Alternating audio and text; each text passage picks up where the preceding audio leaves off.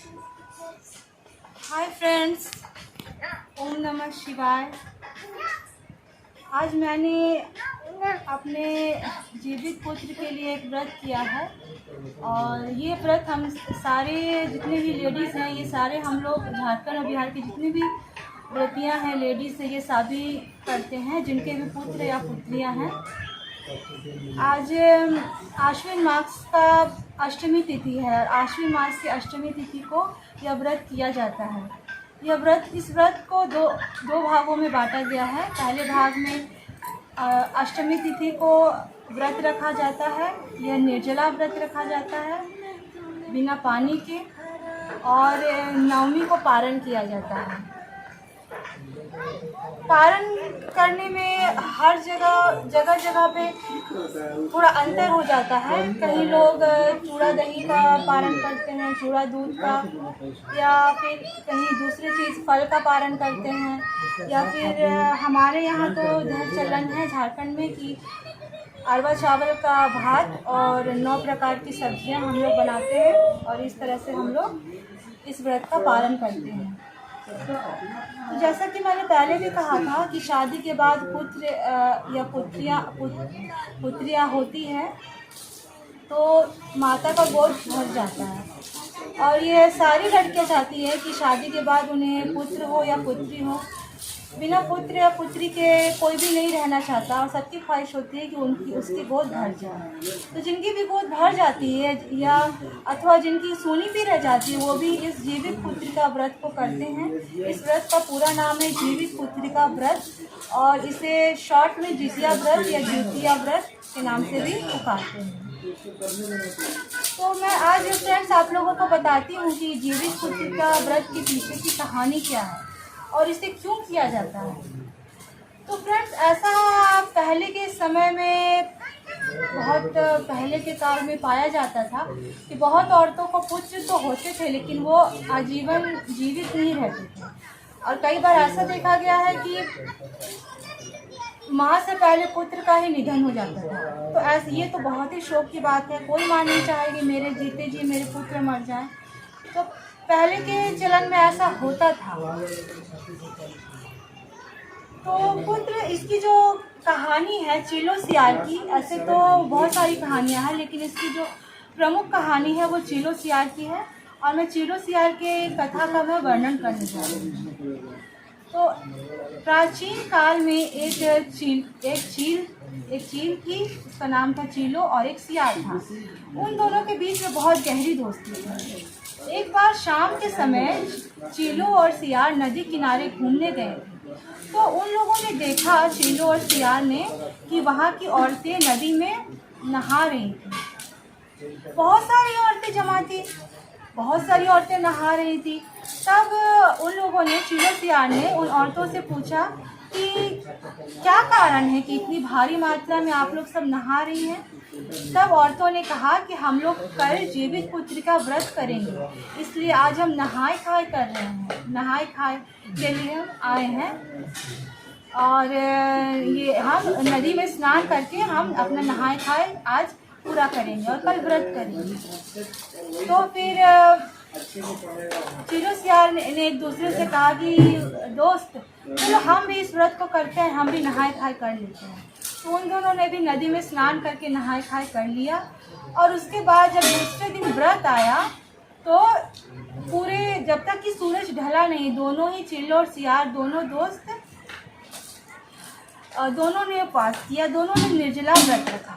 जब रात हुई तो क्या हुआ कि चीलो जो थी वो पेड़ के ऊपर सो रही थी और जो सियार था वो जमीन में नीचे, पेड़ के नीचे जड़ के पास वो सो रहा था जमीन में। तो जब बहुत ज़्यादा रात हो गई तो दिन भर भूखी रहने के कारण दोनों का हालत खराब हो चुका था। तो चीलो जो थी वो फिर भी संतोष करके थी कि कल पारण आएगा और पारण में मैं अपना व्रत तोड़ूंगी और मैंने यह व्रत किया है तो मैं इसे तोड़ूंगी नहीं। लेकिन जो सियार था उसका जो मान था वो डगमगा गया, उसका सोच थोड़ा डगमगा गया और उसे थोड़ा लालच आ गया, या उसे कहें कि ज़्यादा शायद भूख लग गई। तो ज़मीन के अंदर का जो मुर्दा गड़ा रहता है वहाँ पे शायद लाश गड़ा होगा, तो ज़मीन को कोड़ कोड़ के अंदर का जो हड्डी मुर्दा ये सब रहता है तो सियार जो है वो कोड़ के खाने लगा। अब तो चलो पूछ। हाँ, तो उसकी जो खाने की जो आवाज़ थी वो आवाज़ जो है वो दांतों की किटकिटाने की जो आवाज़ थी वो चिलो के कानों तक गई। चिलो के कानों तक गई तो उसने पूछा, अरे दोस्त सियार ये तुम क्या कर रहे हो? ये किस चीज़ की आवाज़ आ रही है? तुम्हारे दांतों की किटकिटाने की आवाज़ क्यों आ रही है? ऐसा लग रहा है कि तुम कुछ खा रहे हो।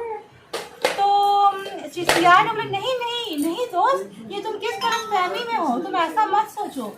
मैं तो मुझे ठंड ज़्यादा लग रही है ना, इसलिए मेरी हड्डियाँ मेरी आवाज़ कर रही है।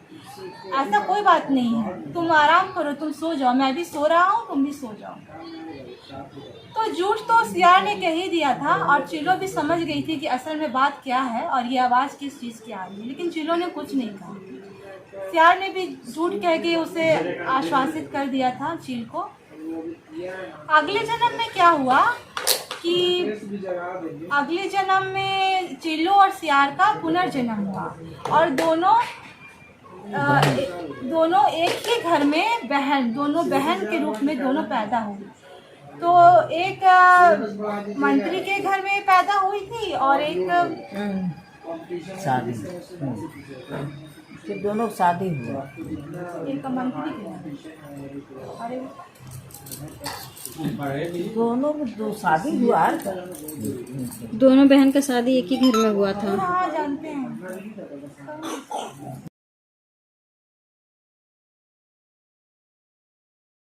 नहीं समा रहे थे। दोनों ही लड़कियां काफ़ी सुंदर थी, आकर्षक थी और गुणवती थी। उसके बाद उनके माता पिता ने जब वो पूरी बड़ी हो गई, पूरे यौवन में चली गई, तब उनके माता पिता ने उनका शादी एक ही परिवार में कर दिया। मतलब दोनों जो बहनें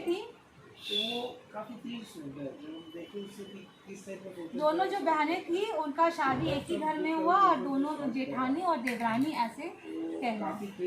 तो चिलो और सियार दोनों ही जेठानी देवरानी बन तो गई थी, लेकिन शादी के बाद ये चिलो के काफ़ी बच्चे हुए, उसके पुत्र पे पुत्र पैदा होते जा रहे थे, लेकिन जो सियार था, जो सियारिन थी, उसका एक भी पुत्र नहीं हुआ। वो काफ़ी दुखी रहती थी और चिलो के 7 पुत्र पैदा हुए थे। उसके हंसते खेलते परिवार को देखकर जो सियारिन थी वो काफ़ी ईर्ष्या करती थी। तो ऐसे ईर्ष्या में रहते रहते उसके मन में काफ़ी कपट आने लगा था। तो उसने ऐसा ठान लिया कि मैं अपनी बहन के बच्चों को मैं मरवा के रहूँगी। तो फिर एक बार क्या हुआ कि उसने काफ़ी बूंदी मंगाई, जो लड्डू का जो बूंदी होता है, उसने काफ़ी बूंदी हलवाई से मंगवाया और उस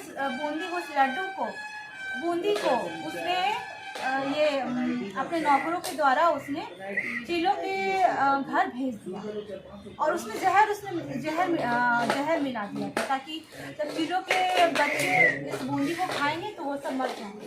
लेकिन नौकरों ने जब वो बूंदी चिलो के घर लेकर गए, उसके बच्चों ने वो बूंदी को खाया भी, लेकिन उसके बच्चों को कुछ नहीं हुआ, वो सभी के सभी जीवित थे।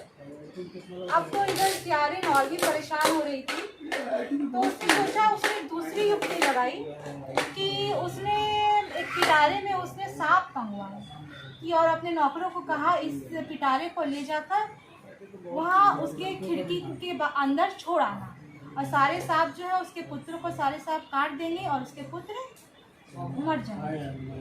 तो ये उसके नौकरों ने वैसा ही किया, सांपों को उसके घर में ले जाकर छोड़ दिया। लेकिन हुआ ये, क्योंकि जो चिलो थी उसने पिछले जन्म में जीवित पुत्री का व्रत को पूरे विधि विधान के अनुसार किया था, पूरे आस्था से किया था, पूरी भक्ति से किया था, इसलिए उसके पुत्रों को कुछ नहीं होने वाला था, क्योंकि ईश्वर नहीं चाहते थे कि उसके पुत्रों को कुछ हो।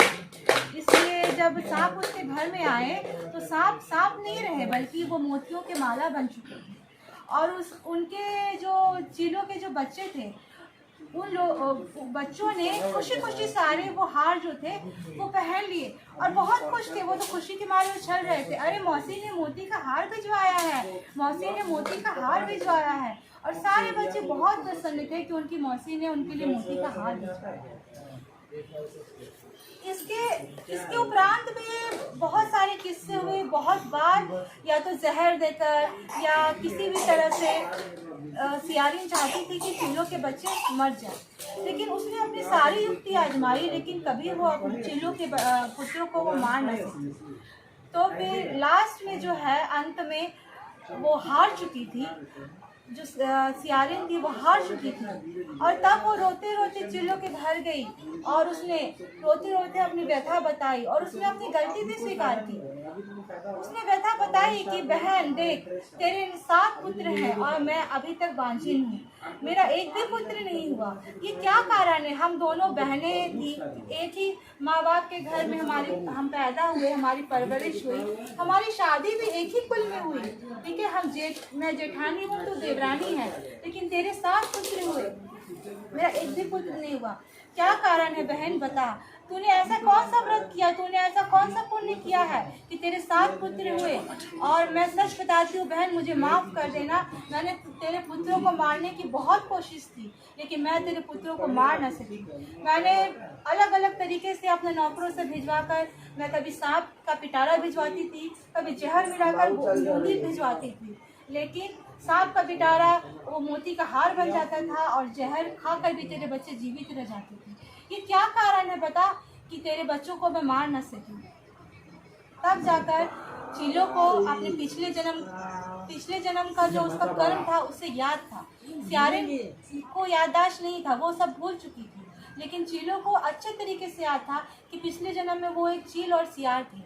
तब चिल्लो ने कहा कि बहन देख, पिछले जन्म में हम दोनों चील और सियार थे और हम दोनों ने जीवित पुत्री का व्रत किया था, लेकिन तूने व्रत के नियमों को तोड़ा था और तूने रात में ही वो भी फल फूल न खाकर, तूने ये मांस खाकर और ये जमीन के अंदर का मुर्दा जो गड़ा रहता है उससे खाकर तूने व्रत को तोड़ दिया था। तूने बहुत बड़ा पाप किया था, उसी के फलस्वरूप तुझे इस साल तुझे पुत्रों से वंचित कर दिया गया है, तुझे बांझ बना दिया है ईश्वर ने। और मैंने अपने जीवित पुत्र का व्रत को अपनी भक्ति से, अपनी आस्था से अच्छे तरीके से मैंने निभाया, मैंने एक एक नियम को पूरी तरीके से किया, इसलिए मुझे इस जन्म में 7 पुत्रों की प्राप्ति हुई है। सो दोस्त बहन, अभी भी समय है, अगर तू इस व्रत को, जीवित पुत्र का व्रत को भली भांति नियमानुसार अगर तू करेगी तो शायद तेरी कोख अभी भी पूरी हो जाए और तुझे अभी भी पुत्र हो सकता है।